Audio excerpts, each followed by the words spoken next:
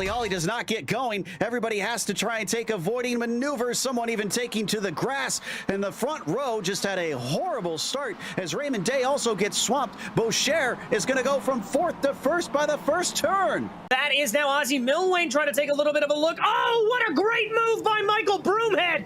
Caught Andrew Hardman napping, and now they're going to be side by side going into the Curva Grande. Is Fonseca and McKenzie still going at it down into Rent. Fonseca holding it out for now. A little bit of a better run, though, for McKenzie. Oh, and a bump. He gets into the back of him. Fonseca spins off. And McKenzie, is he going to get third? Because here comes Tavitas, and Tavitas takes third away from both of them. Indeed, and now Almanar looking for a little bit of a fight back. He's going to poke his nose to the inside. That's a very tricky area to try to get that move done. Move's going to favor back, but Almanar's going to hold it around the outside. He has got it done and dusted. A great move for Jonathan Almanar.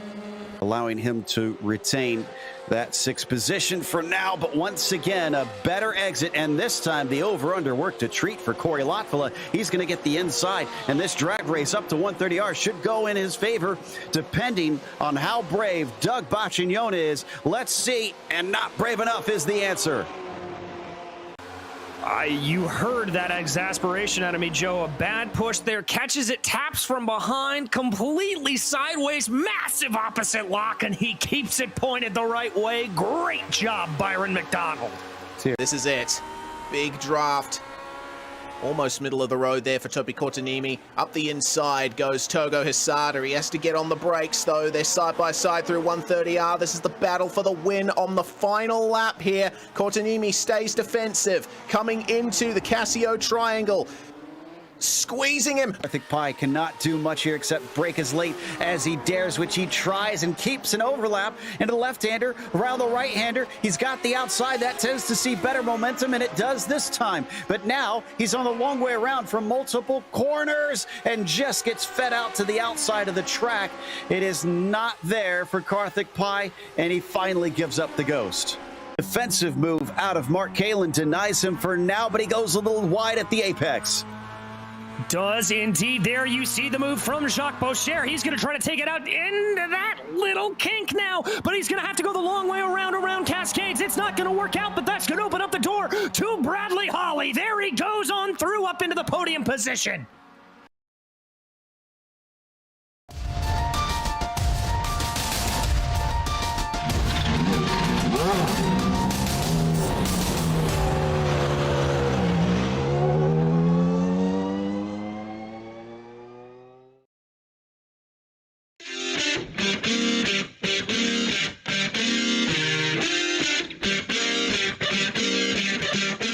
And then there were two final rounds to close out the season, and two final chances to come away with the checkered flag. The question remains simple: who will close out the season in victory lane? It's time to find out. This is round 9 of season 6 of the Big C's MX-5 Challenge, live from iRacing's virtual legacy version of the Daytona International Speedway on the Global SimRacing Channel. My name is Justin Prince. Alongside the booth tonight is IMSA driver Michael W. Johnson. Behind the scenes is our director Ryan Bauer, and he's using cameras provided by the great Dougie Beard. Today takes us to the World Center of Racing. This 3.56-mile road course layout has been on the schedule just twice in series history. Kenny Brady and J.M. Fernandez won those respective rounds in seasons 3 and 5. Now, let's take the time to learn more about this track with our GSRC track guide.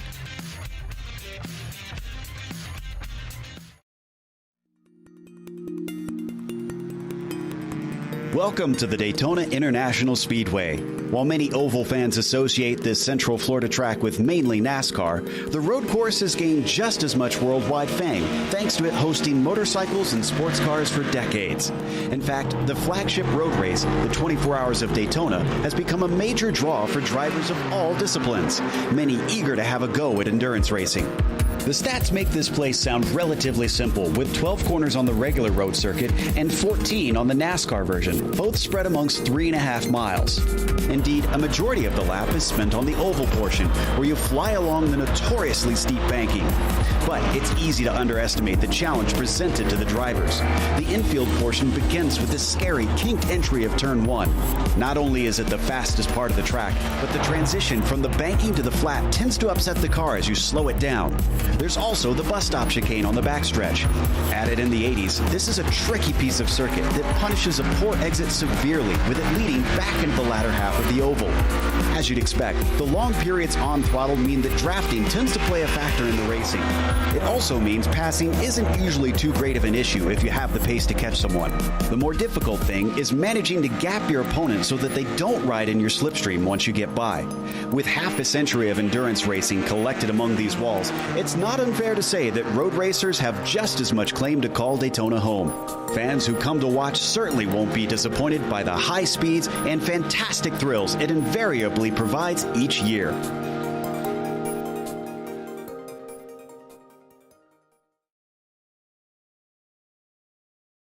That was a look at our SRC track guide for Daytona. Now, Michael, this track is a very popular circuit, to say the very least, whether it's on the service or whether it's in the rear world, especially when it comes to Miata racing, especially as well with some of the history as of recent years. What can you tell us about racing these cars, though, here at Daytona today? Daytona is, as we know, the world center of racing. It is one of the most iconic tracks in the world. Home of the 24, home of the 500, obviously under a different configuration.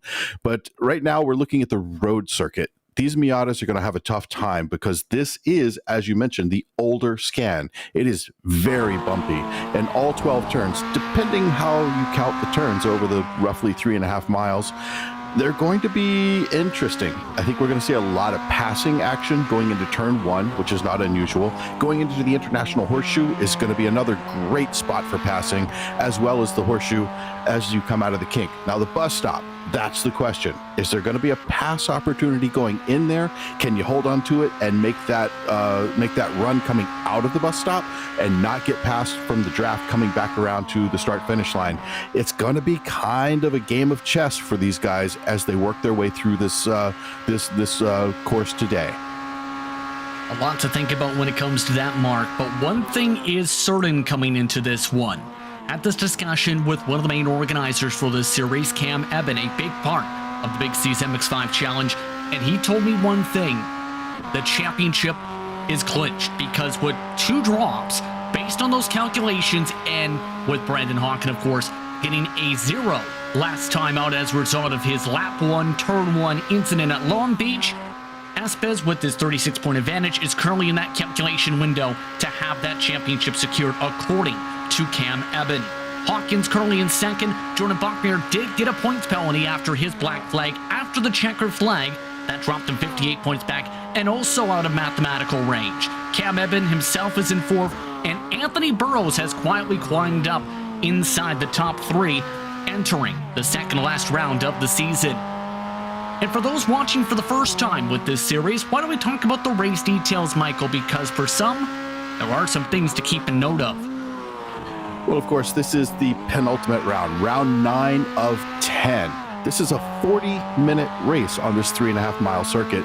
It's a fixed setup, and there is a limit to the amount of fuel. They're limited at 33%, which is going to give them, 20 minutes or so. Now, it's important to remember, especially at this track with a couple of tricky spots, there's an incident cap of 20. That's 4 for serious contact. If you spin, it's 2, but a little off, just a little touch of the grass will give you 1. Biggest place to find that 1 is going to be on the exit of the bus stop. And it also comes along with a nice little penalty of a slowdown. Now, we're going to give these guys points from first place all the way back to 15th. The championship is pretty much tied up, as we just heard, but it'll be interesting to see any shuffling that goes on down the pack with those remaining 14 places to give. That's going to be very curious to keep an eye on. But one thing to keep an eye on is the qualifying details presented by SHH Shifter.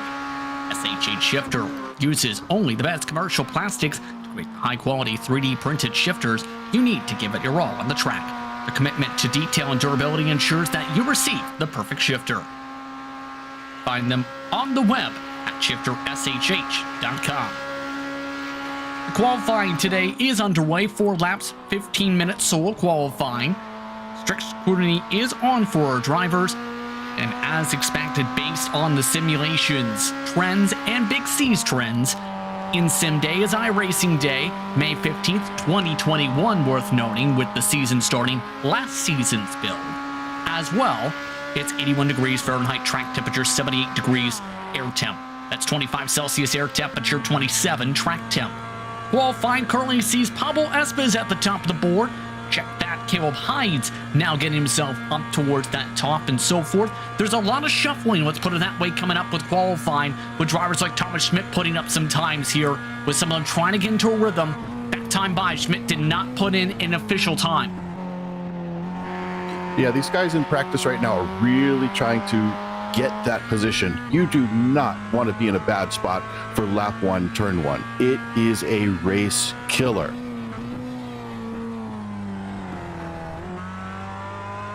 Just blading on the throttle to get a good run down to the kink to get to the horseshoe. He's looking a little nervous. He's just shifting in his seat there. I wonder if he would have any commentary for us in this race. Yeah, it looks like he's right on the very edge so far in the midst of Sector 2. Thomas Schmidt has had some solid runs, and keep in mind, has been one of the very active drivers in the practice races. Whenever there's been a practice session up, you usually find the 128 in that session. One of the drivers here today is Kenny Brady as well, who did not put in a single practice time, in part because he was busy trying to be a drift car. He also spent the time doing burnouts, spinning in the grass, cutting through the pit lane at 150 miles per hour, and trying to draft a little bit while doing so. In other words, Kenny Brady, we're about to see if he's going to be able to put up a time at this rate. I got to say, it was quite enjoyable to watch KFB out there drifting through the grass. I'm sure the groundskeepers, if they're watching this race, and they know it's virtual, but it's still got to make them kind of grit their teeth a little bit to see a car willingly drifting through the grass on underneath the oval. No official time last time as well, because he did pick up a bit of the grass for the bus stop as well as with that drift. So Brady's still without a time. Right now, 37 drivers are in session. One of the drivers you're keeping an eye on, Columbus. How about Rui? He's in the field today. You also have the other Columbra, who's already put up some times in the field today. You've always been impressed by these two. Yeah, the Coimbras, I've raced with them several times, quite often actually, in the regular iRacing series. And both of them, fantastic drivers, really good sportsmen. They understand how to play with others. You never find these guys doing dumb stuff. They're fun to race with. They're aware of their surroundings. I like both of these guys. Another one I know from there is Gareth Brocklesby, good guy, fun to race with. And, you know, I've seen guys like Anthony Burrows out there too. Fantastic drivers. I don't think I can keep up with Anthony these days, though. He's gotten pretty quick. By the way, Pablo Espas has finished up his qualifying session. The quickest time on the board now, a 2:09.8. Olstad, who did take part in practice races today, is in second. Hydes, Burrows, Johnson, the current top 5. And this is one of the difficult things too, Michael, to think about is this track is known a lot for the race pace-wise, at least, being impacted by the draft. If you're not in the main pack, it can be very difficult to close on up, especially with how much the super speedway portion of the circuit can play a factor in strategy, but also just how the battles can fare out and some of the swapping and whatnot. Yeah, at this track, there's so much time spent on the oval. You use almost 100% of the oval. If you think about it, you cross start finish, you dive into the infield. Where you're coming out at turn 6, it is just across the way from where you had just dove into to the infield. And then you've got the bus stop, which is kind of a let's slow you down a little bit. But wow, I mean, this really gets going. Let's take a look at on board with Caleb Hydes here, though. There's no draft during this as he comes into the bus stop, gets a little bit on the brakes, tries to jump that curbing, get back on the other side. This is the tricky spot. Did he make it? Oh, well, we're going to find out soon if this lap counts, because that is one of those spots that I was talking about. Really easy to pick up an incident point. If you get one incident point on your qualifying lap, that's going to negate your time. Have to see for sure. Last time was also invalidated for Caleb Hines. For reference, some other drivers are finishing up their runs. Espes, Johnson, and Fullestad have finished up their respective qualifying times. But for Caleb Hines, looking to close out the laps with a 92. This time by, it did not count. Yes, you were right, Michael. The bus stop ended up catching him off guard there. Brandon Hawkins, though, still has a chance to go up himself. He is in his 4th lap, with a chance to essentially hold on to 2nd. And guess which prize that goes to? An SH8 shifter, the qualifying detail sponsor, with a chance on the line if he's able to finish 2nd in the championship. Going hard into the International Horseshoe here. Just got to squeeze that throttle. Oh, push it right out to the... Oh, sorry. That was the other horseshoe, not the International Horseshoe. Time to get back out onto the oval. This is going to be tricky. This part of the track right here is crowned, so that you get to the middle. It's just like a street, like a regular road. So the top, the very middle, is higher than the rest. So you fall over that, you're now in an off-camber situation.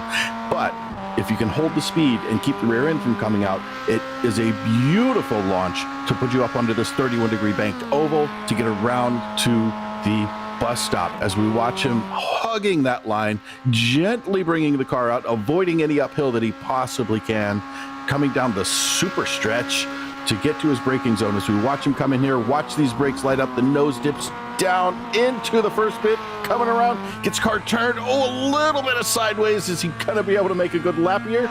This looked pretty good. I don't think he caught too much grass there, unless he caught something somewhere else. This could be a lap to bring him maybe 2nd. He's about half a tenth. Let's see what this does. This is gonna be tight. We'll have to see how Brandon Hawkins is able to fare this on out. Keep in mind, 2 drivers have actually just joined the session in the midst of qualifying somehow. Diego Cruz, Dylan Alt. But for Brandon Hawkins, 4th time around, a 210.192. Only good enough to hold stationary in 4th. Close off the Canadians' run. Now, some eNASCAR drivers in turn, Michael, with a very busy weekend for some of the drivers involved with the eNASCAR Coca-Cola iRacing series in the midst of some of their discussions, seem to be saying, you know what, let's have a little bit of fun in some of the respective crews. Take, for example, Eddie Kerner, of course, a winner of the LCQC a couple years back. He's right now looking to put in respective times in the 98 and looking to do so in a very popular video game car. I gotta say, Eddie wins the prize for me for the best livery. The more colors you can get on here that don't hurt your eyes, I don't know, maybe that pink on the front is a little on the bright side, but hey, I like it. And I love eliminated across the tail there. It's like, yeah, I passed you, you are now eliminated. Well, that's the funny thing, right, is that's kind of the emphasis of this particular brand on the car. After all, it was one of the most popular ones for a long time. But now, we're under 20 seconds to go on the clock for qualifying. 3, make it just 3, make it 4, in fact. Will not be able to set times. Jared Liebert, Nicholas Short, Dylan Alt, Diego Cruz. 3,400 iRating, the projected SOF for reference for today. But now it's time to head towards your butt kicker starting grid. Butt kicker products are silent subwoofers that deliver powerful bass through your couch or chair so that you can feel the crashes, racing engines, and special effects in your movies and games. Butt kicker transducers are virtually indestructible and maintenance-free, with thousands of units currently in service. Check them out at thebuttkicker.com. Pablo Espes set the pole time today early on in the session with a 2:09.882. That was the only time that counted toward Espes' total. He'll start alongside Austin Johnson in the first row. Frederick Fullestad starts in 3rd with Brandon Hawkins, the Season 5 champion, in 4th. Jordan Bachmeyer starts in 5th. Andreas Prieto in 6th. Hyde starts in 7th today alongside former eNASCAR driver Anthony Burrows. Kenny Brady starts in 9th with Tomoyasu and Inati, I should rather say, starting in 10th. Picking up on row 6 in P11, it's Daniel Munoz. Right alongside him is Thomas Schmidt, followed by Kiriaki Kato, Otis Adams Jr., Daniel Bristow, surprisingly a little far back today, Arihiro, Atsushi Maeda, Paulo Miranda, Matt Kemp, and rounding out row 10 in P20, Rui Coimbra. 21st spot today goes to Kezia, one of the more improved drivers of the season. Brian Mercurio didn't set a time in practice, but instead has brought the Walter car out to 22nd starting spot. Lee Martin starts alongside Luis Morga in 23rd and 24th. Well, Thomas Geisler tried to use the run around the apron method. It didn't work, cost him 2 seconds, 25th. Jose Gonzalez, 26th. Kerner, Hubert, O'Rain, and Broncosby round out the top 30. The rest of the field scrolling on screen with the start of the standing start. Notables towards the back, Liebert, Alt, Short, and Cruz all did not set qualifying times for the 9th round of the season. But all the competitors are just about set to go.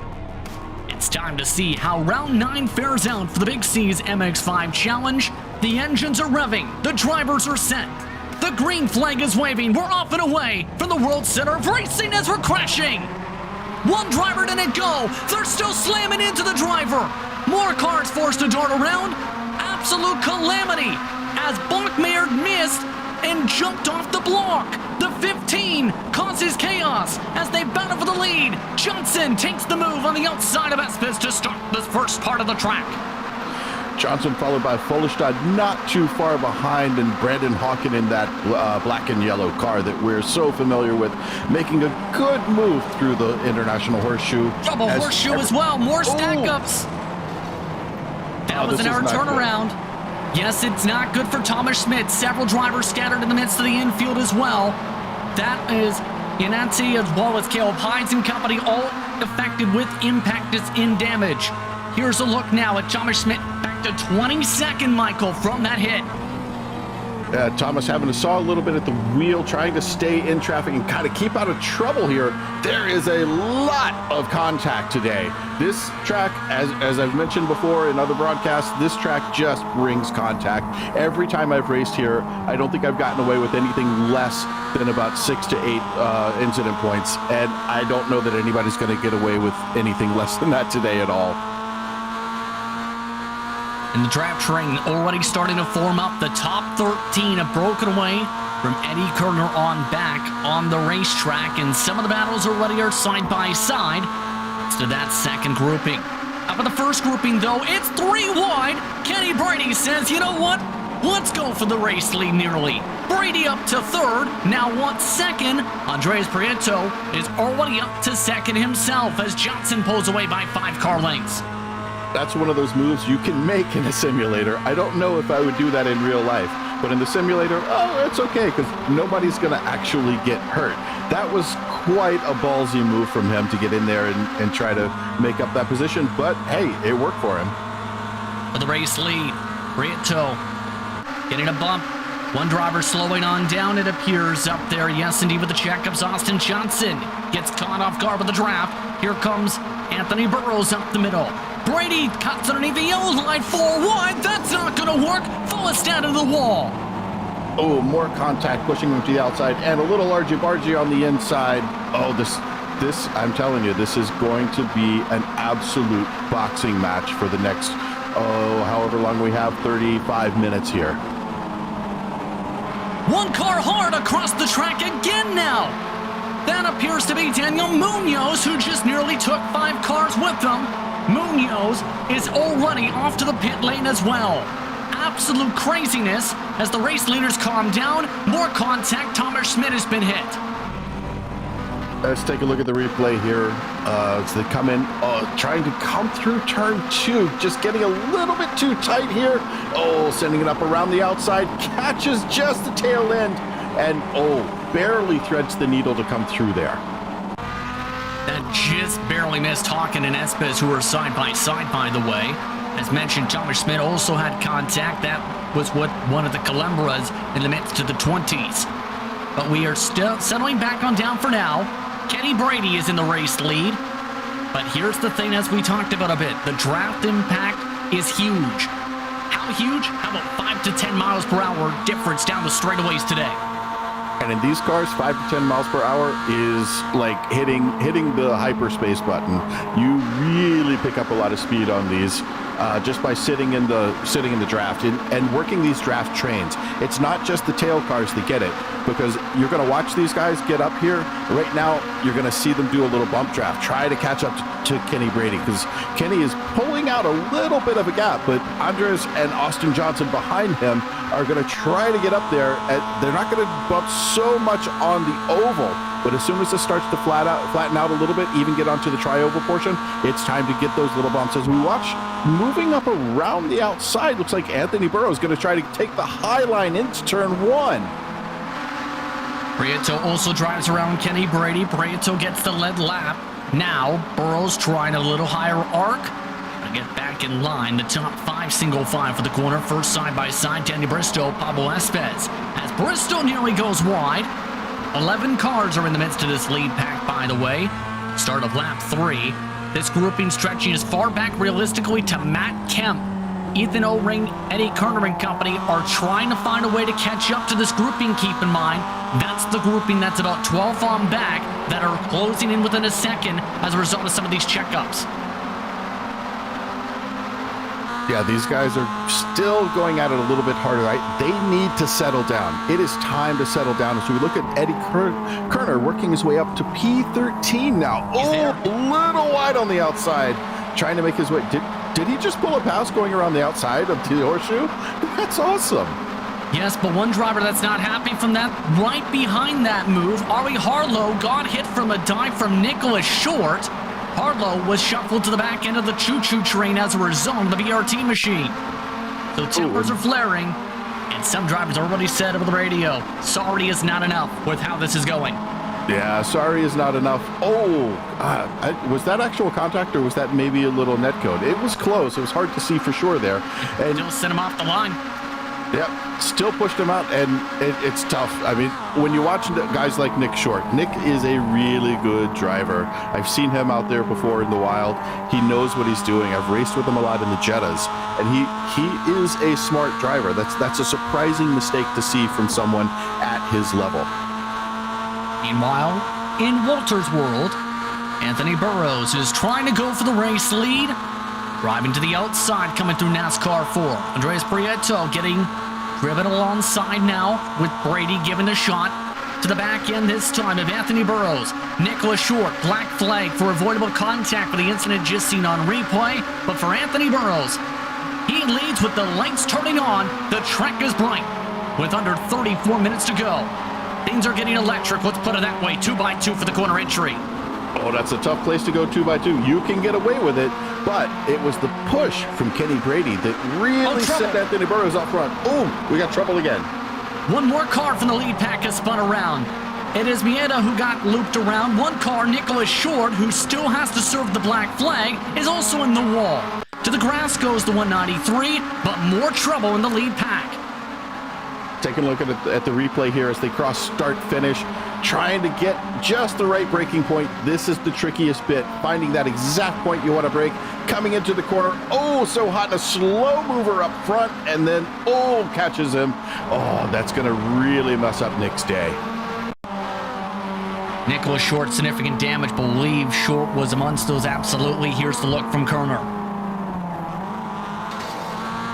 Little side-by-side. He might have gotten away with that.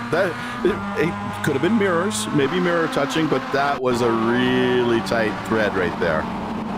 Here's one more look. Is this mirror to mirror? Oh, no, there's definitely contact. Yeah, I was going to say. He didn't thread it quite as well as I thought he did. I don't think Nicholas Short's laughing, but at the same time, Short is now in pit lane with the tow. See how that gets rolled about. Meanwhile, up towards the front, more checkups are starting to fare out because there's still a fuel strategy to think about in the midst of all this, while everyone else is having a wrestling match instead. Yeah, interesting little battles that are forming here in the I don't want to lead yet pack. So we've got Anthony Burrows out front. And if you watch just behind him, just take a look at this. And if we can get a little bit of a wider shot, hopefully, we can see there are little mini packs in this front pack as we watch coming around the outside of Anthony Burrows. Who is this? It's Andres Prieto. Prieto's making it clear, it seems, Michael. He wants to be the control car. You know what else is going on behind, though? The number 4. Ethan O-Ring, 23 spots gained. Make it 24 with a dive underneath Hawken. He's now up inside the top 5. Crash behind. Ricrumbla has made contact with Kadzia. Kadzia has kept on going, but Ricrumbla has lost several positions. And Rui saying how they blew that turn 2 laps in a row. I think he's a little disappointed in himself and his fellow competitors. They usually can make this work. They know each other well enough to make these work, but every once in a while, ooh, you get a spin just like that. I think you need another look from the next car behind. Watch this entry. This is Kadzia from behind. Ooh, coming in really hot here, a little bit hotter than he probably should have. Missed that braking point. When you're coming into this corner, you're looking for, I look for anyway, the last mark, that last little dotted line right there. And if you miss it, you're coming a little bit late. Oh, yeah, you're going to take somebody out. That's unfortunate. And the second hit there at the end, just kind of insult to injury. Black flag for Kadzia from that incident. Keep on racing, though. Also of note, 9th place at the start of the lap was Oditz Adams Jr. He also had issues in the International Horseshoe. That has dropped him to the second pack. Meanwhile, Burrows riding behind Prieto, Brady on behind. But that number 5 car on the track, the number 4 on circuit, Ethan O-Ring, has been absolutely blistering quick. The Delta Sport machine that's currently in 5th spot. From the back of the field to the front, you don't normally see that, Michael, even in this series. No, you don't, but I've got my eye on Anthony right here. He's got this sly grin, but Anthony Burrows right here, he's got a sly grin on his face. He's watching this. I think he wants to try to take this mini pack of 2 and get away. But Austin Johnson and Pack are not going to let that happen. Kenny Brady and Ethan O-Ring, as we were just looking on just a moment ago, the guy who's come up 25 positions. He wants to be part of that podium pack as well. Let's see where these guys end up taking this. O-Ring did make the pass for 4th, by the way. But craziness around Brendan Hawken and company settling back on down. You know who also is making their way through the field? How about a +10 for Paulo Miranda, who is one of the quickest drivers in practice. The 00 is in the midst of the top 8 now. In the midst of this grouping right now, a couple cars behind Hawken. Here's a look as a big send for the outside. Bristow kneeling to the back end of Pablo Espez. Ooh, and Paulo Miranda and Bristow having a nice little battle. Let's take a look back here at this replay, though. Yeah, this is with that big send, oh my. Oh, that was very brave to send it up that hard at the outside of this corner. These horseshoes are incredibly unforgiving because on the outside is grass that will just suck you over and throw you into the wall. Meanwhile, with Anthony Burrows land, looking like he's having some fun now with some smiles on his face. I wonder if that's partly because some of the drivers he is currently in communications with. There is a Discord drivers have for this series. I believe he might be amongst those having a lot of fun racing with his competitors, especially since drivers like Brady and O-Ring and company are saying, I still want to charge to the front. Brady is letting cars go now for 3rd. Yeah, Brady pulling high, letting looks like Hawken and company go by, as we've got a really nice draft here. This draft is amazing as they pull up towards the outside.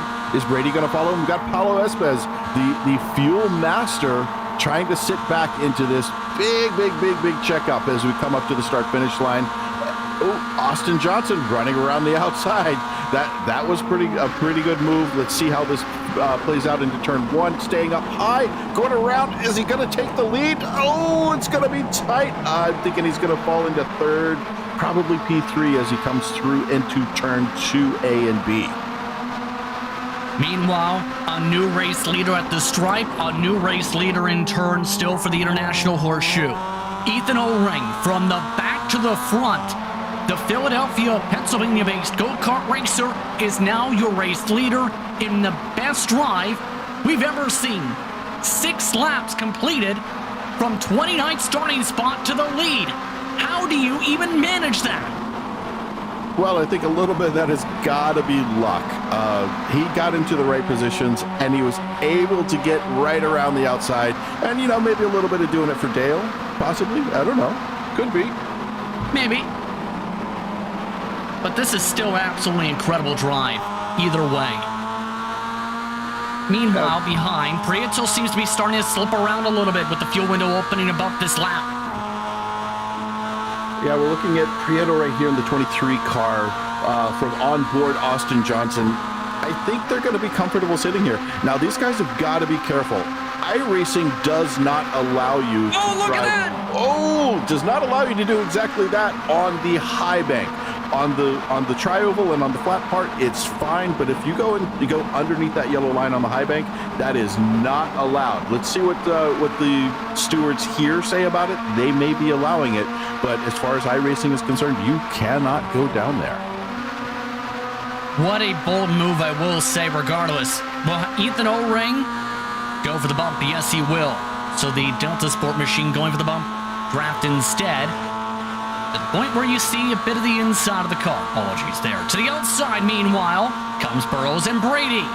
These two have tried to work together to lock this race. Anthony Burrows for the race lead again.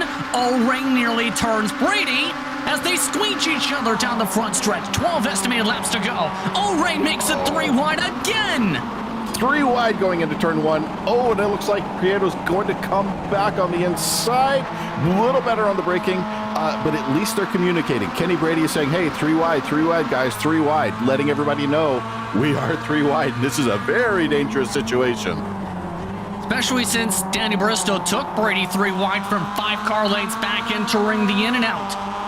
Now, Burrows doesn't look as smiley as before, let's put it that way, with the intensity continuing to wrap up.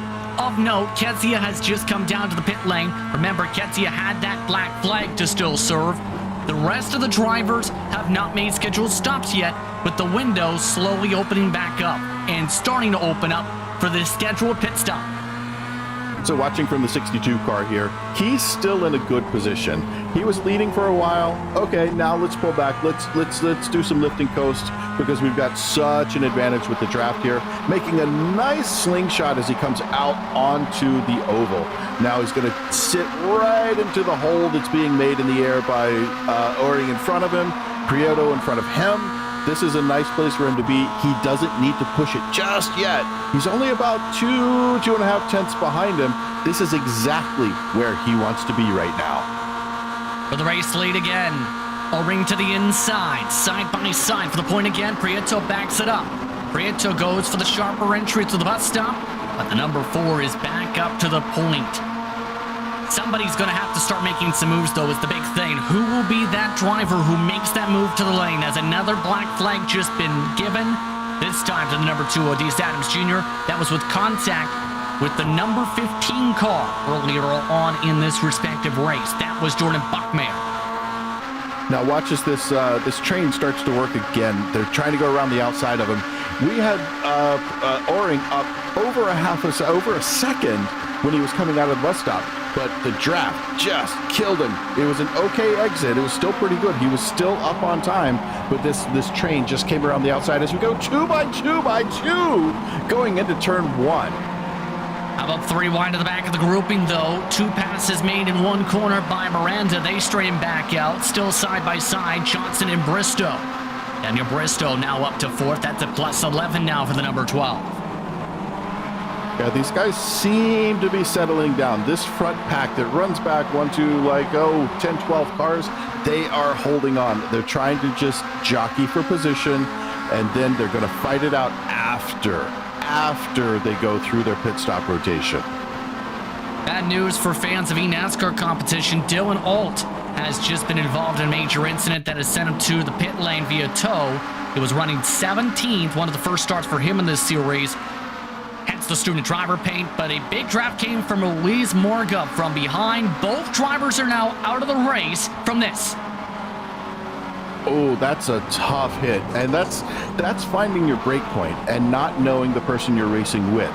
Sometimes you understand that people in front of you may have a different time. Me, personally, I like to brake just a little bit earlier and focus on my exits. Other people want to brake at that absolute last second, and that's what happened here. Trying to push in a little bit deep and just tags the rear end of the car, sends them off into the wall. And right after that, keep in mind, the 22 did park it, so both drivers are out. Down to 32 drivers on the racetrack. Meanwhile, in the race lead again is O-Ring after a bit of shuffling, but here's the panic button probably going off. If you don't know your fuel calculations, you better think of things quickly. Over the radio right now, your race leader is asking, how do you put the fuel in? How much fuel do we put in? Etc. Yes, that's right. He charged the pack and he didn't know they had the pit apparently. Oh, it's going to be a bit of a surprise that he's going to have to figure out how much fuel to put in there. Now, there are applications that will do this for you. Is he running it? I'm guessing not, since he's asking the question of how much to put in. O-Ring made a beautiful run. He's currently up 27 Not a beautiful positions. corner, though, for Espes. Just door to Eddie Kerner, Michael. Oh, Eddie Kerner, who had also done a nice job, up 17 positions, just getting into trouble. I think they're starting to get antsy, trying to figure out when they want to jump into the pits, maybe taking too much of a look at what their fuel level is. Let's go back and take a look at the replay. This is what we're referring to here. Kerner is in 10, already a wobble in the first place. And then this is where the contact is. What a save by Kerner. That's a good save. That's definitely some experience working in to be able to save a car after that little bobble. Watch him again, going around the outside here, trying to bring the nose in. Oh, side by side. A beautiful drift. This was not supposed to be a drift show, but you know, hey, with the paint scheme he has on that car, it could be. He almost eliminated himself there potentially, but we're still racing. By the way, you see there at the edge of that replay, there was the pit stop. Here is the handwork for Eddie Kerner. He's from the Illinois Club on the iRacing service. Take a look at this coming in. Everything looks relatively, oh no, everybody's braking in front of him, and then side-to-side contact, overhand, and then recovers it. That's a really fast hand going on right there. We're still racing, but as mentioned, the window is open. Pablo Miranda is the only lead grouping car who has come to the pit lane so far. A few who are not in the lead pack, such as Brian Mercurio, Lee Martin Company, have come on in. Ethan O-Ring now asking, when do we pit? The questions continue for your race leader. And Andreas Prieto saying, I'm going to go and pass you at this point since you want to think of that. Instead, he elects to go to the pits and takes away the option to come in this time. Probably a good choice. Get out of this pack for now. Watch for this over-under. This could be a chance for him to get away from the pack, get out and make some good time all by himself. As we're watching him come into his pit stall right now and just kind of sit there. Let's see how much fuel is he going to take tires. I don't think anybody's going to need to take tires today, although it looks like right side tires on that one car right there. So we'll see if it ends up being just the two tires. Believe it may be. One driver over in the stall. That is Renaud Roland Hubert. Brocklesby, who has been a lap down most of the race due to technical issues, also completing service. The rest of the drivers are in the midst of the first and second sectors. A couple are in the third, such as that one coming on in. Lee Martin has had to come in for a second stop all of a sudden as well, after some of the earlier attrition. Meanwhile, inside the infield, it is worth noting the run coming through in and out, while drivers are trying to go inside and outside in that regard. Side by side again for the third spot, Brady and Bristol. Going too wide into turn 6 is a brave move. Not often that you will make it out of that cleanly, but I think they were able to do it. Now, as we look again, we've got this little pack of 3, 4, and 5 right here. Kenny Brady, Daniel Bristow, and Brandon Hawken, all really good drivers, names you know from this series, working their way back up to catch O-Ring and Johnson. Drivers have already warned themselves. Just keep it safe, especially with the window expected for a lot of these drivers, seeing them come in this time hearing. O-Rain with a tougher run. A check up in front. Johnson gets a big block. Burrows, meanwhile, communicating over the radio, trying to settle things on down inside this top 6.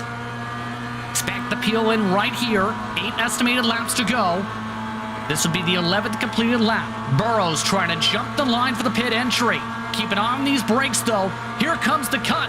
3 wide for the pit entry. 4 wide. Oh, this is an excellent move. Look at the way he came down, crashing the gates to get in there just under the speed limit as he, wow, 1, 2, 3, 4, 5, 6, 7. Everybody is diving for the pits right now. That was a brilliant move. You could see it in his grin. When we had his camera up there, something was going on in that head. You knew he was going to make this move. Oh, it was beautifully done. He's wondering, is he going to make it? Is he going to make it? Going to make it? They made space. They went super deep on the inside with, was that Kenny Brady right there in the 24 car? Nice crash of the cone. Really well done. So drivers coming off and away in live action. Worth noting, no speeding penalties indicated. Via the iRacing in sim data. Johnson, the first one off. Hawken, Burrows, Harlow. Along with Kerner and Brady inside the top 6 of the race off. Only one driver in the entire field has yet to pit. Guess who? You get one guess who it is. It's my favorite fuel sipper of all times. The man who does it every week, Pablo Espez. Every single week. I swear, he runs like 5 laps farther than every other driver. He is a master at saving fuel. So this is the very edge of the window as expected, keep in mind. Meanwhile, the net main pack had a lot of swapping, keep in mind. Ethan O-Ring had a lengthy stop worth noting that put him from the front of the pack, Michael, to the back. Well, considering he moved up 20-something positions and now he's only 17 positions up, I am not going to put it beyond him to work his way back up there. He is a little bit farther back, but he's still within range. He can see that main pack just in front of him. He is close enough coming out onto the oval right now that he is going to get a little bit of that draft and close this up. I can totally see him working his way up through here. As we switch back to Anthony Burrows, looking at the back of the 99 car, that is Brandon Hawken. Let's watch what they do as they come up here looking for their big pass through the bus stop.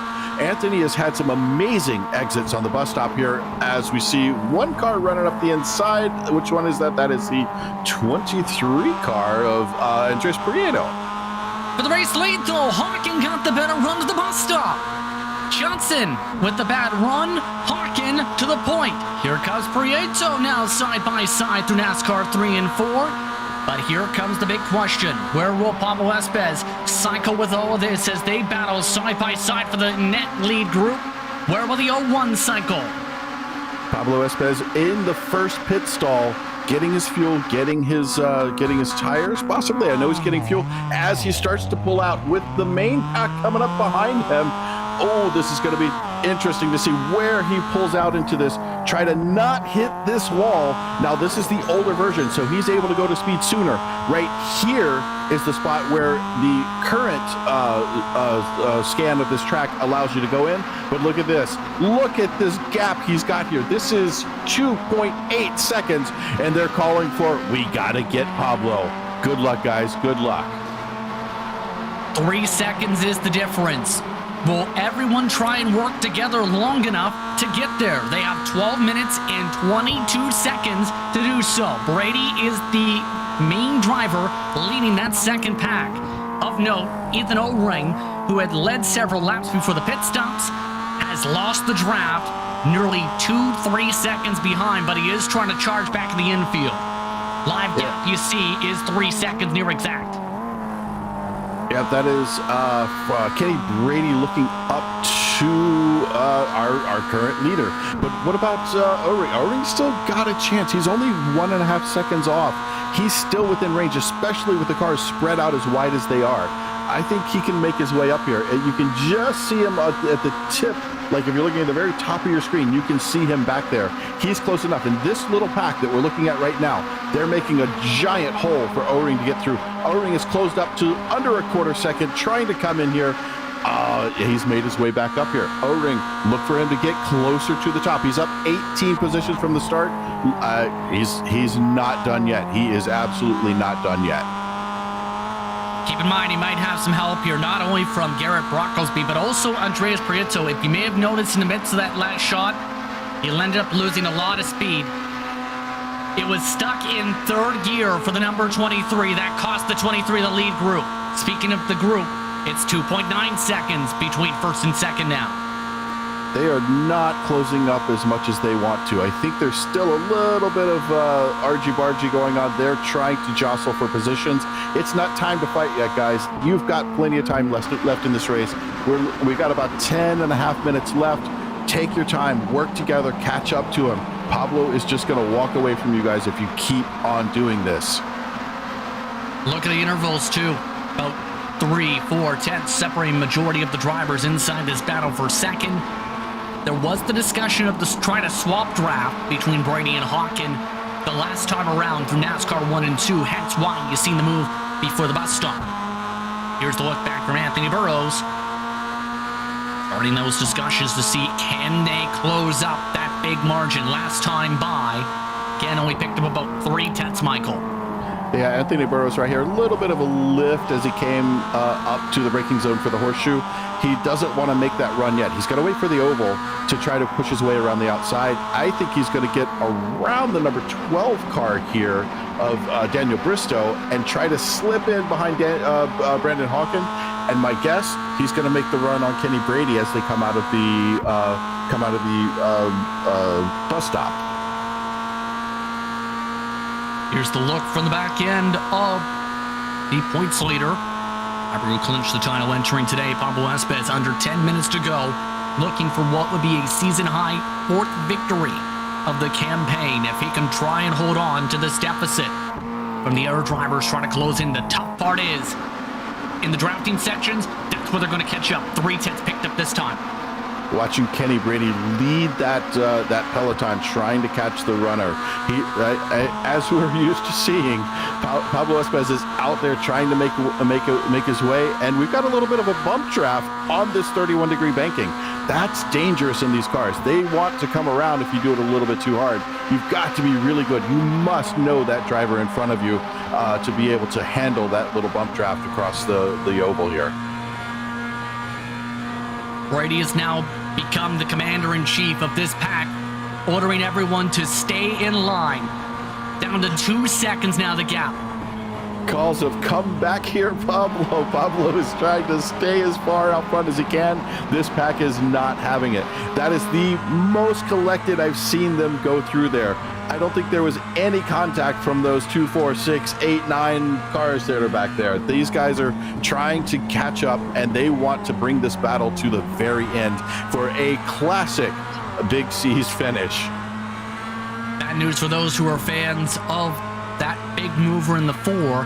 Prieto made the move on O-Ring that cost them a full second plus that they had reeled back in prior to the pass.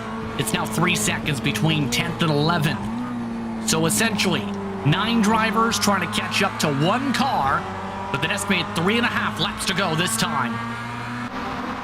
It's going to be an interesting finish. I think P1 is probably pretty well. I'm not going to say it. I'm not going to invoke the curse here. But Brandon Hawken on board here, trying to sit right behind his Kenny Brady in front of him in the 24 car. Is he going to try to make the run around the outside, or is he going to try to hold it back? I think there's going to be a little bit of assistance here. They want to catch Esparza. They really want to get up there. Normally we'd see them go around, but and as we listen in, we've got a little bit of communication from O-Ring and Prieto. They are trying to work together. They've got a nice bump draft going to try to catch up to the pack that we're watching right now. Down to a second and a half, though, between first and second. The deficit is closing in quickly, but they are sliding out of the corner exits, Michael. A little time lost of the bus stop at first, but the draft is starting to counter that. They are within 1.4 seconds And as we have a switcheroo, trying to do the switcheroo, wants to get in. He can sit in Pablo Espes draft right now. They just switch positions. They're going to keep working this. Watch for this next long straightaway. Brandon Hawken trying to get all the way up in there.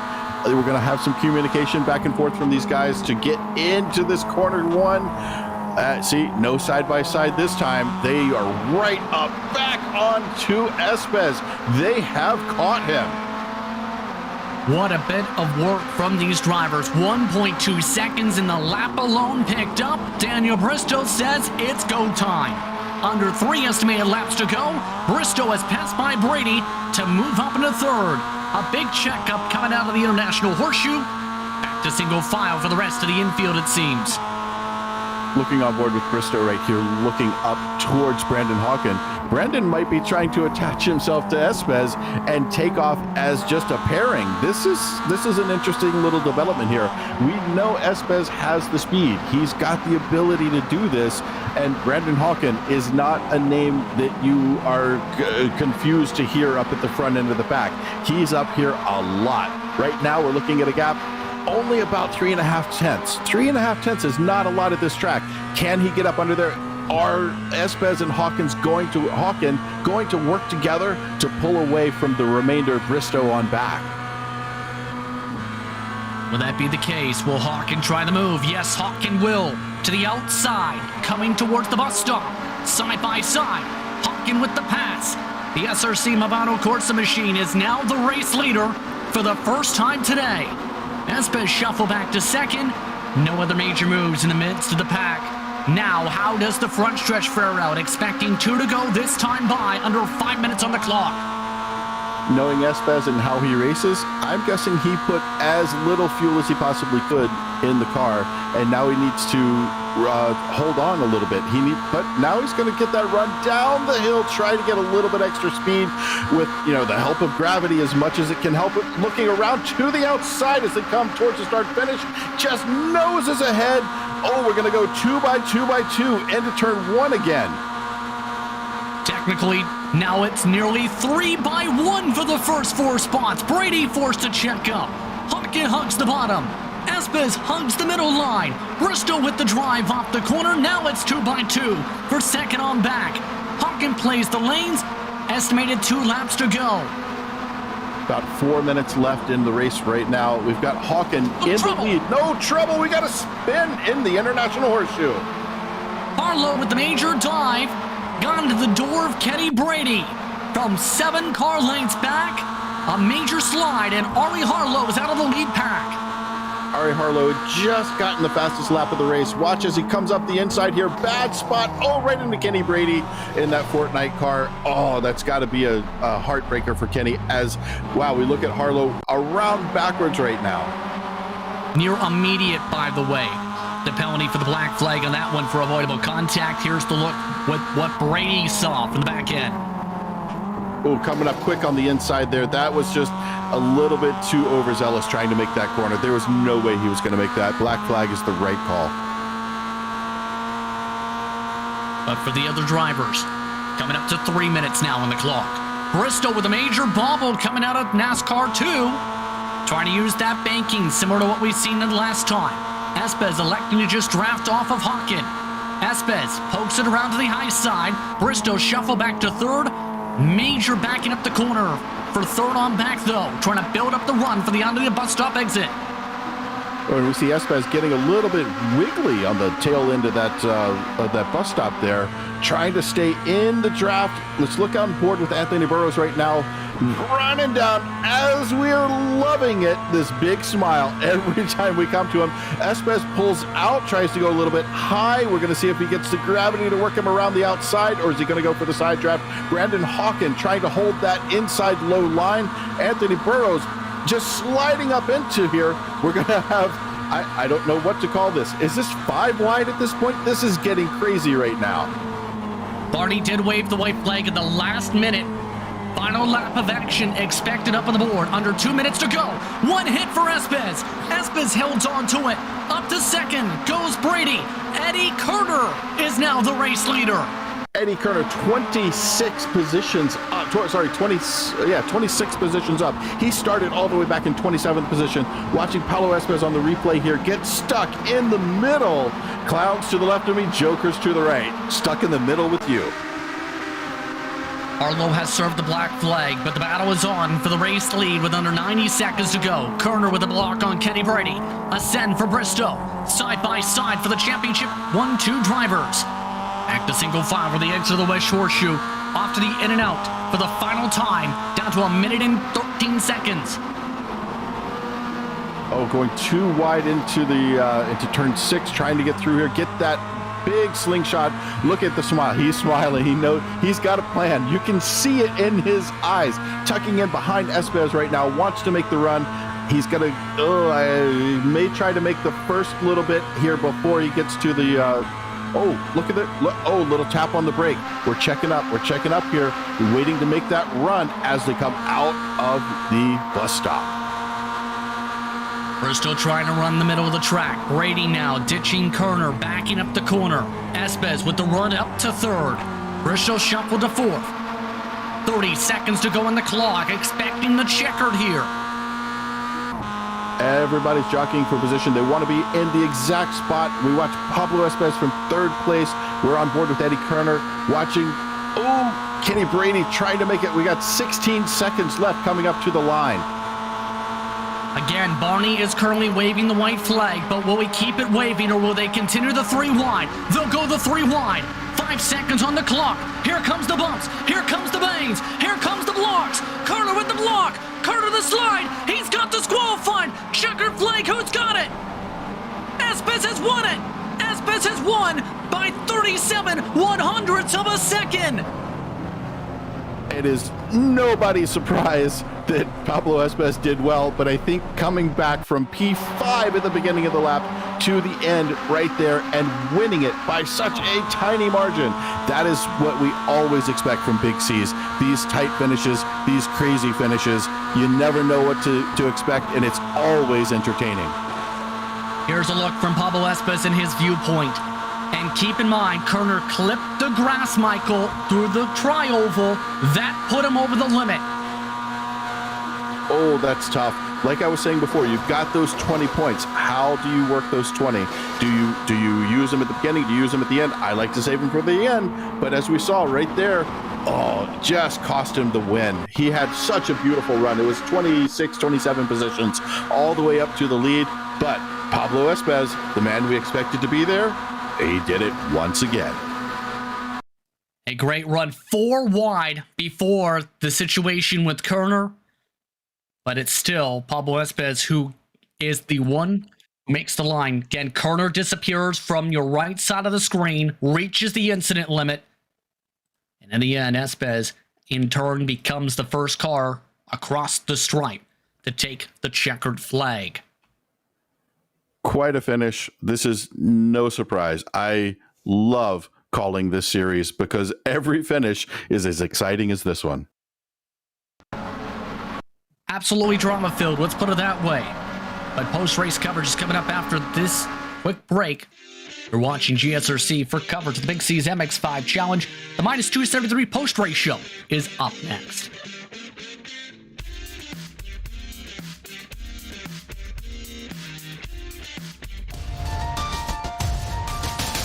Bradley Ollie does not get going. Everybody has to try and take avoiding maneuvers, someone even taking to the grass. And the front row just had a horrible start as Raymond Day also gets swamped. Boucher is going to go from 4th to 1st by the first turn. That is now Ozzie Milwain trying to take a little bit of a look. Oh, what a great move by Michael Broomhead. Caught Andrew Hardman napping, and now they're going to be side by side going into the Curva Grande.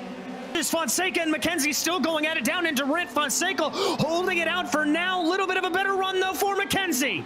Oh, and a bump. He gets into the back of him. Fonseca spins off. And McKenzie, is he going to get third? Because here comes Tavitas, and Tavitas takes third away from both of them. Indeed, and now Almanar looking for a little bit of a fight back. He's going to poke his nose to the inside. That's a very tricky area to try to get that move done. Move's going to favor back, but Almanar's going to hold it around the outside. He has got it done and dusted. A great move for Jonathan Almanar. allowing him to retain that 6th position for now. But once again, a better exit, and this time the over-under worked a treat for Corey Lotvilla. He's going to get the inside, and this drag race up to 130R should go in his favor, depending on how brave Doug Bacchignone is. Let's see, and not brave enough is the answer. You heard that exasperation out of me, Joe. A bad push there, catches it, taps from behind, completely sideways, massive opposite lock, and he keeps it pointed the right way. Great job, Byron McDonald. This is it. Big draft. Almost middle of the road there for Topi Kortanimi. Up the inside goes Togo Hisada. He has to get on the brakes, though. They're side by side through 130R. This is the battle for the win on the final lap here. Kortanimi stays defensive, coming into the Casio triangle. Squeezing him. Karthik Pai cannot do much here except break his late as he dares, which he tries and keeps an overlap into the left-hander around the right-hander. He's got the outside. That tends to see better momentum, and it does this time. But now he's on the long way around from multiple corners and just gets fed out to the outside of the track. It is not there for Karthik Pai, and he finally gives up the ghost.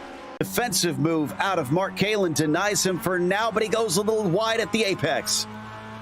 Does indeed. There you see the move from Jacques Boucher. He's going to try to take it out into that little kink now, but he's going to have to go the long way around Cascades. It's not going to work out, but that's going to open up the door to Bradley Holly. There he goes on through up into the podium position.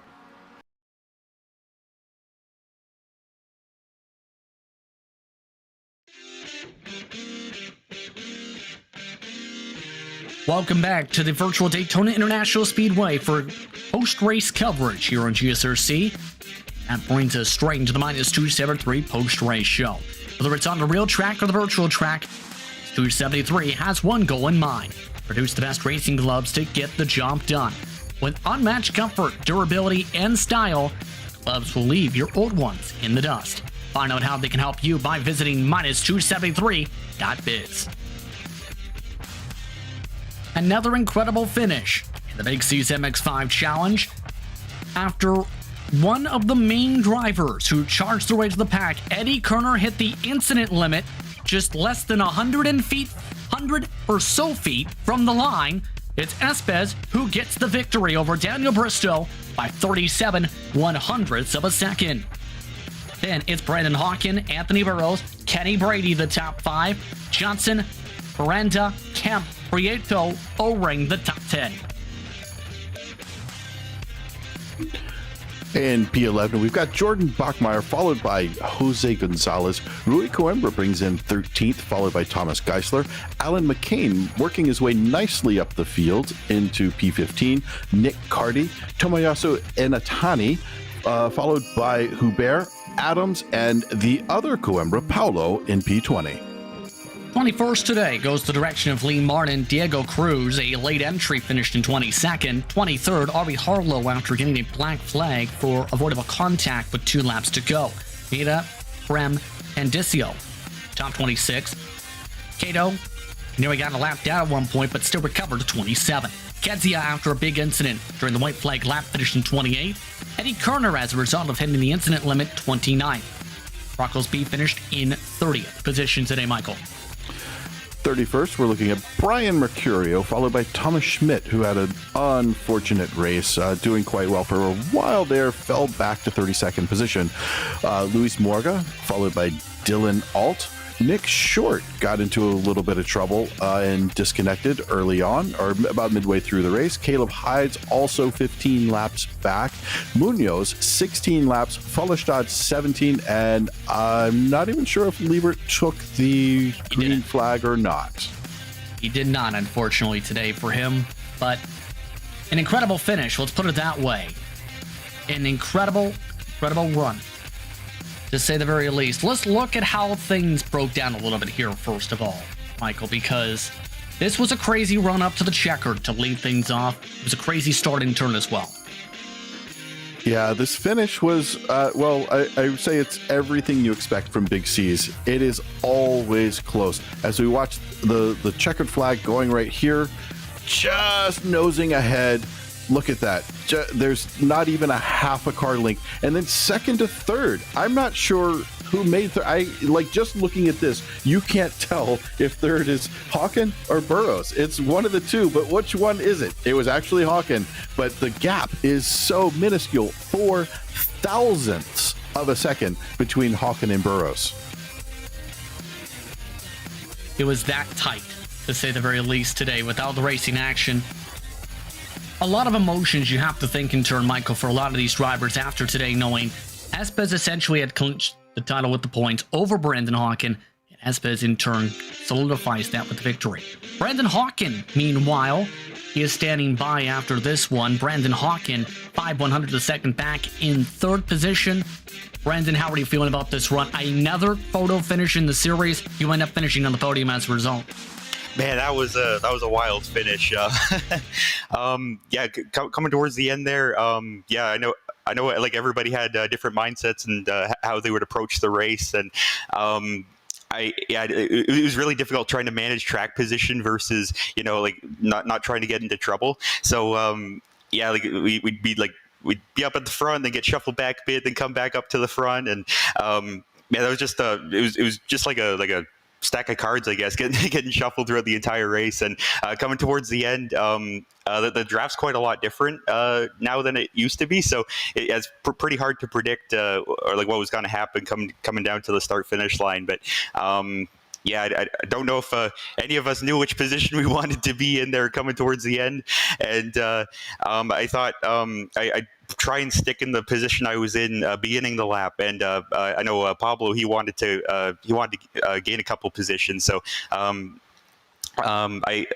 he got by, and then I was like, okay, I'm in a pretty good position here. I'm going to get a really good draft coming to the start finish line, and then I think we were almost 5 wide there for a moment, and the draft is so strong. It's just so hard to know what to do, and they were banging off the side of each other, and man, my deepest condolences to Eddie, man, getting the disqualification like 2 feet before the finish line. He was either first or second, and that was that's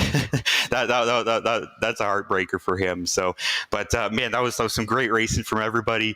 We had some really good door-to-door racing, and of course, Big C's this year has really delivered and have another photo finish. So that was really cool. And congrats to Pablo on the win once again. And man, that was just a blast. That was a really good time. Now, talking a little bit about the championship battle between you and Pablo throughout the season, of course, that took a major hit last time out with Long Beach, with how things fared at the start of the race. Heard from Cam Evan before today, essentially Espes had the mathematical clinch. That is now, unfortunately, in your case, fully to that point. He's 46 points ahead with the 2 drops factored in.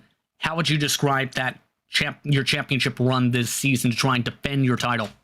I feel like it's been pretty decent. I've had a few races that haven't gone my way, but and then last race, unfortunately, was just a technical issue that caused my left rear to just disappear, basically. But and then a couple incidences in other races, but overall, I feel like it was a pretty good run. There are things I would change that I would do. I think there were Lime Rock and there was one other race where didn't end so well that I could have done something differently. And as far as like fuel and everything, I think I've learned a lot for that. So I'm looking forward to next season. I mean, of course, we still have one more race left to go, but man, it was a really great fight with Pablo and Jordan and Cam and everybody who was swapping the podium with all season. And there are a few things I would have changed, but I think I'll come back next year stronger and see if we can put up a fight for the championship. There is still one more race, as you mentioned. That's WeatherTech Raceway, Laguna Seca. Your thoughts on going to that track to close the season, especially knowing the elevation changes, some of the craziness that can happen there, and a lot that could be on the line for some drivers in that one. Yeah, I think the key is just going to be to qualify well and just try to stay up front. I think it's a lot less draft heavy than some other tracks we've run this season, especially Daytona. So yeah, we're going to be going to the from the most extreme draft heavy track to probably the least draft heavy track so far. So yeah, it's gonna play out quite a bit differently. I think I don't think we'll be having a four wide finish, but it's going to be a really exciting race, and of course with these guys, it's always going to be really good. So yeah, feeling good about Laguna Seca. Hopefully we can get a good finish there and close out the season strong, and then look forward to next one. Who do you want to thank for your run this season? I'd just like to thank everybody at SRC Movano Corsa for everything. Yeah, really great season so far. Just one more to go. It feels like it just started, but man, it's been a really fun season. And yeah, I'd just like to thank Cam and Lo. Oh my gosh. Tip of my tongue, sorry. Cam, everybody who runs the show, you guys at GSRC for putting everything on, and oh yeah, Lucas, and just all the series sponsors, and man, yeah, it's been a really great time. So yeah, looking forward to next week, and yeah, hopefully we get another season rolling soon, because it's been a really great time. And by the way, again, per the series before the season started, that second place championship run currently has you settled into winning an SHH shifter, a Newt shifter. Congratulations. Oh, thank you. Thank you to SHH shifter. That's really cool. Thank you. Once again, Brandon Hawken, second in the championship standings, entering the final race of the season, essentially has that locked over Jordan Bachmeier. Aspes, as mentioned, essentially has clinched a butt kicker gamer 2 as the first place prize. But one driver charged the pack. This is the one that was very quietly up towards the front and got eliminated via disqualification for the incident limit 100 feet or so from the line. Michael Johnson's catching up with Eddie Kerner. So, Eddie, we won't focus on the end of the race, because in my heart, you won that one. You brought it up 27-ish positions. Beautiful run at the end. Let's go back to the beginning of the race. It was a little bit hairy watching you have to go around the car that had a stalled start, get down under the apron at the start-finish line, and try to follow another car through. What was your thought of how you were going to make more people see that beautiful eliminated sticker across the back of your car as you were coming off the line as the green flag dropped? Yeah, I had a bad quali, and I just got very lucky going through the whole mess of the start, and then turn 1 there was a big incident again, and I was just getting lucky. And Daytona's such a forgiving track with all the drafting help, and I was nowhere near the up the pace as I should have been, but I got lucky with catching breaks, and especially in the first run, everyone was saving so much fuel going into turn 1. People were lifting at like the flag stand, and same thing into the bus stop. You could make up so much time, and you're never really out of it. So yeah, just got lucky. Having driven this track in real life many times in actual races, I don't know that I would lift at the flag stand ever personally. Maybe it works out better in the sim world, but I wouldn't do that. So coming towards the end of the race, it was like you could smell blood. Espes was out front. He had almost 3-second gap. You and I believe Kenny Brady were trying to work together, a little frenemy situation maybe. How was that working out? Yeah, we were a few of us were in the same Discord, and we were talking, and it was I think 4 of us were in the train trying to catch back up, and everyone just stayed in line. And again, the draft is so strong, so just needed a few laps to get up there, and then after that it was all every man for himself. So just trying to get myself in the best position towards the end there. Well, as mentioned, you were in the best position at the end. It was unfortunate. This track tends to give away those 1x points. Were there some incident points that came as a surprise to you? Like, why did I get one for that corner or this corner? Were there any places on the track where you felt like, oh, that was a little unfair, that wasn't off track? It was all my incidents were the bus stop. I had 2 4Xs early in the race because of contact with another car. Yeah, contact with another car, and then but the bus stop was where everyone. The exit of the bus stop very, very unforgiving. You can use the curb that they have there, and it'll still give you a 1x. So that was the whole thing, was you have to save your 1x's for the end of the race, because if you take the cut, it's worth probably like a second time-wise getting the run off the corner, and so. Yeah, old version that we ran today versus the new version. New version is a lot more forgiving for sure. Yes, yeah. And I had 19x coming to the stripe, and then I think Burrows gave me the bump at the end, which gave me the 4x. And so. So it was a little attempt at a bump draft that didn't work out as well as you had hoped? Yeah, well, yeah, towards the end, I just had to block and pray, and it was Burrows' last bump that he gave me. It just got me kind of sideways, sent me into the grass. I don't know if I got a 4x or 1x from it, but that's what sent me over. Yeah, it's unfortunate. I've seen people get 4x or even sometimes just 2x from an over aggressive bump draft. Now, going from here to our next track, Laguna Seca. Until Circuit of the Americas was built, it was my favorite track in the United States. How about for you? What's your outlook for next week's race? I hope I can make it. Most of these races I can't make it. This is my first start in the series, so it was definitely fun. But hopefully I can make it next week. And I love Laguna Seca too, with all the elevation changes and corkscrew, and so hopefully I can make it. It's a fun series and fun group to run with, for the most part. So hopefully I can be back in the front next. Well, if the colorfulness of your livery is any indication of how far up to the front you will be, you're going to be about 20 seconds out in front of everyone. So good luck. I hope you make it next week. Let's go back to Justin Prince. Yes, indeed. Eddie Kerner coming away with the victory, also known as Eddie Ball. Yes, that is a thing. That is a thing. We are showing, for reference, Eddie, we are showing the ball meme. Oh, no. Oh, yes. Oh, yes, we are. As our producer says, you're a legend. Thanks, guys. Eddie Kerner, also known as Eddie Ball. Unfortunate finish to his run. Nearly came away with the victory, as he mentioned, in start number 1 of the season.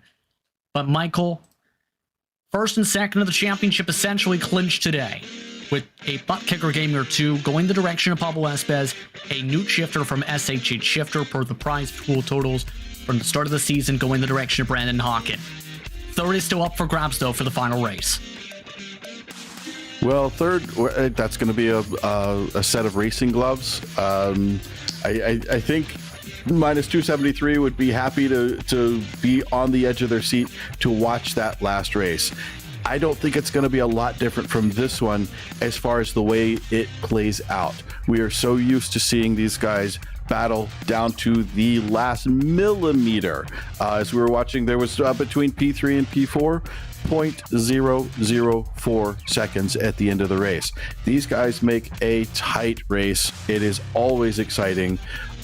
Going from the super speedway of Daytona to another absolute icon of racing tracks at Laguna Seca, it's a different feel of the racetrack itself, but the racing is going to be completely off the hook as we're used to seeing. On that note, we'd like to thank you for tuning in to tonight's action from Daytona International Speedway. We'd also like to thank the title sponsors, part of this season, SHH Shifter, Butt Kicker, minus 273, of course, as well as Big C's for their support of this series. We'd also like to thank the companies that provide the software and hardware for our broadcast listed up on screen. Additional thanks go to Jude Lalonde, who provides our wonderful music. Screen for how to get a hold of more of our great work. Thanks to the team today in Michael, Ryan, and Dougie. You can find out more about GSRC at globalsimracingchannel.com or through our social media listed on screen. Also be sure to check the merchandise store in the link of the description to the YouTube version of this broadcast down below. And also, don't forget to subscribe to our YouTube channel as well so you don't miss a moment here on GSRC. The final race of the season closes things on out with still prizes on the line and one more round victory also on the line. WeatherTech Raceway Laguna Seca closes out Season 6.